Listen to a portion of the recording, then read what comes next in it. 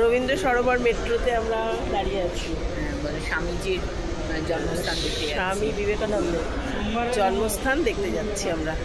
আমরা এখান থেকে গিয়ে নামবো গিরিশ পার্ক। তার জন্যে আমাদের যাত্রা এখান থেকে শুরু। মেট্রো আসার অপেক্ষায় রবীন্দ্র সরোবর মেট্রো স্টেশন।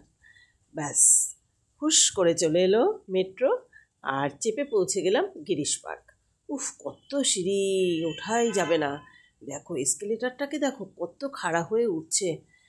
আমরা তো হেঁটে উঠতে পারবোই না, খুঁজে খুঁজে এসকেলেটারের পথ বের করে উঠে পড়লাম। ব্যাস এসকেলেটার থেকে বেরোবো আর বেরিয়ে চলে যাব সোজা স্বামী বিবেকানন্দের বাড়িতে, ওনার জন্মস্থান দেখতে। এই আশা নিয়েই আজ যাত্রা শুরু করেছি। স্বামী বিবেকানন্দের জন্মস্থান আমি দেখতে পাবো, এটা কিন্তু আমার কাছে একটা বিরাট পাওনা। এটা আরতি ছাড়া হতো না। আরতিই ধরে বেঁধে নিয়ে গেল।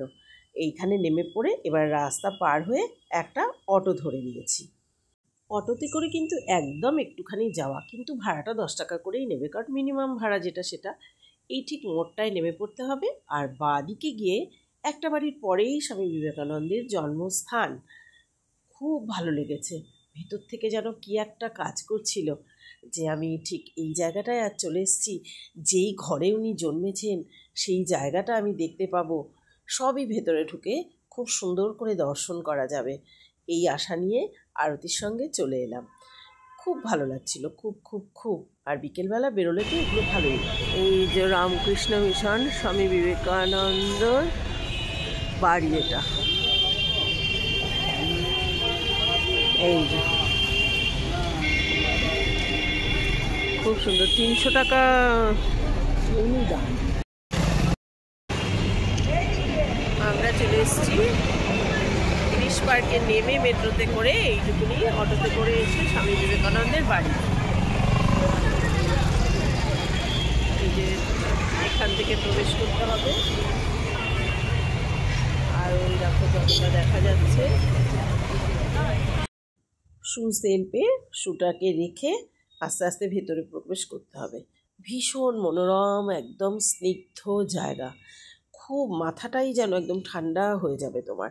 কিন্তু ভেতরে ঢুকে আর ক্যামেরা ইউজ করা যাবে না, তার জন্যে ভেতরটা তোমাদের কিন্তু কিছুই দেখাতে পারবো না। এখান থেকে আমরা আস্তে আস্তে ভেতরে ঢুকে গেলাম। এই বিবেকানন্দের বাড়ির ভেতরে গেলাম, কিন্তু ওখানে ফোন ইউজ করা যাবে না। আমরা কোনো কিছু ফটো তুলিনি, কিচ্ছু করিনি। ভেতরে খুব ভালো করে সব দেখতে পেলাম।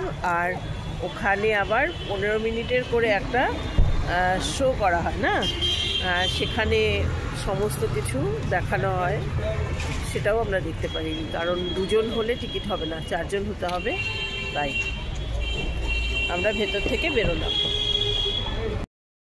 স্বামীজির বাড়ির এপাশেই রয়েছে স্বামীজির একটি স্ট্যাচু। বেশ ভালো লাগছিল, ঘুরে ঘুরে 4-5টা দেখে নিলাম। দেখে নিয়ে প্রায় সন্ধে হয়ে এসছে। আমরা রাস্তার উল্টো দিকে গলির ভেতরে চলে গেলাম অর্কিড বুটিকে। এটি আরতির পরিচিত। আরতি এখান থেকে প্রায়ই শাড়ি কেনে, তাই ওর সঙ্গে এসেছি। ও গোটা কয়েক শাড়ি নিল, আর আমি একটা মাত্র শাড়ি নিলাম। বেশ ভালো এদের কালেকশান, অনেক শাড়ি আছে, কিন্তু এদেরও একটাই সমস্যা, এদের ভেতরে নাকি আবার ভিডিও করা যাবে না। যাই হোক,